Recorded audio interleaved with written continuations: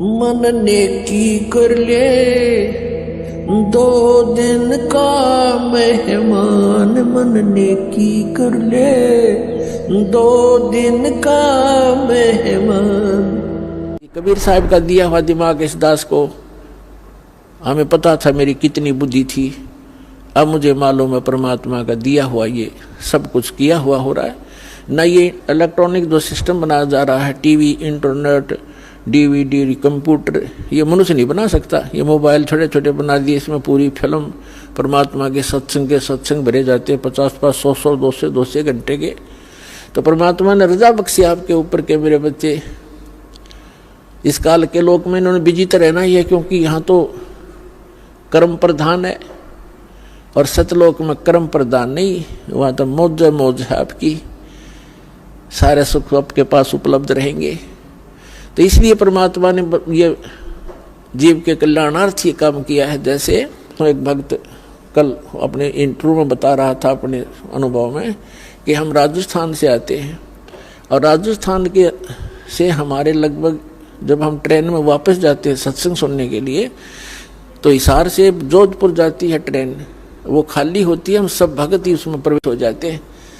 और उससे में देखे नजारा, कोई तो नित्यनेम कर रहा है, कोई मंत्र कर रहा है, कोई परमात्मा की चर्चा ही कर रहा है, कोई भोजन कर रहा है भगवान का, यहाँ से प्रसाद लेकर जाते हैं। तो ये जो चर्चा चलती है, वहाँ बैठे जो को भक्त उनमें भी आके बैठेंगे, अन्य भी सवारियाँ होंगी, तो वो अपने उनके ऊपर भी उसका प्रभाव पड़ेगा।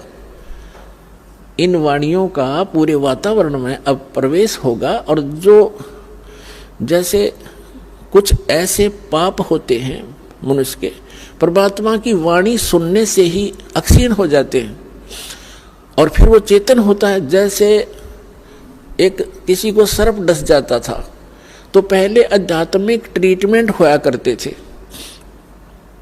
तो उसको गार्डू होते थे जो झाड़ फूक करने वाले, विष उतारने वाले, वो एक मंत्र बोला करते थे।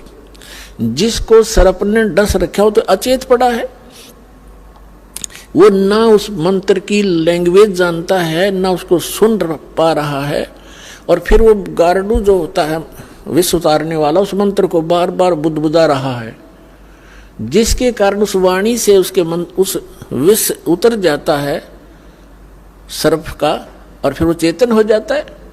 ना वो सुन रहा था, ना उसको उसकी भाषा जानता है वो क्या बोल रहा है, और उसने प्रभाव कर दिया।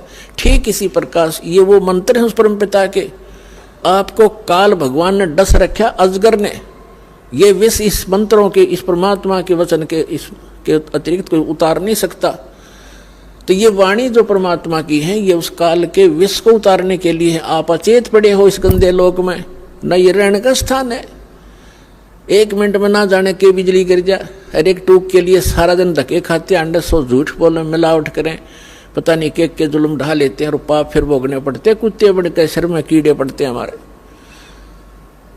तो ये जो वाणी परमात्मा ने भी साधन दिए हैं आपको, मोबाइल बूढ़े का देख ले, बालक के, सबकी जेब में, बहन बेटियों के पास हो गए। और इसमें पहले तो बकवाद भरा करते थे, फिल्म देखा करते, अटपट रखा करते, अरे परमात्मा की वाणी चलती है इसके अंदर। तो ये वाणी जैसे कोई खेत में गया है तो जाते हुए, चल खेत में जाते हैं, किसान है, मजदूर है, चलो वहाँ करेंगे, नित्य मोबाइल जेब में है, काम कर रहे हैं, मोबाइल ऑन कर लिया, काम भी कर रहा है, नित्यनेम भी कर रहा है, मंत्र भी कर रहा है, कान में लीड ला लिया, आजकल 100 सिस्टम दे दिया जाता है, तो वो प्रभाव पड़ेगा सबके। जैसे एक किसान हल जोत रहा है, बीज बो रहा है, एक तो तम्बाकू पीवा गिर बीड़ी की घूट मारा और फिर न्यू, एक तो तम्बाकू का जो वासना वो जागी। अरे भगवान का भक्त परमात्मा के मंत्र करता करता बीज बोए, उस खाने वाले पे भी असर होगा उसका, जो उस अन्न को खाएगा। तो इसी प्रकार जो इस वातावरण में फैल रही है वाणी परमात्मा की, बच्चा बच्चा जन जन सब उसी की चर्चा करता है। कोई वाणी बोल रहा है, राम नाम रटते रहो जब तक घट में प्राण, कदे त दीन दयाल के बनक पड़ेगी कान।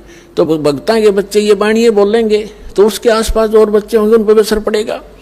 तो इस प्रकार परमात्मा ने कहा कि इस कलयुग में पूरी सृष्टि इस सतनाम को प्राप्त करेगी और सब भक्ति करेंगे मेरे बच्चे, और सब पार हो जाएंगे। बोलो सतगुरुदेव।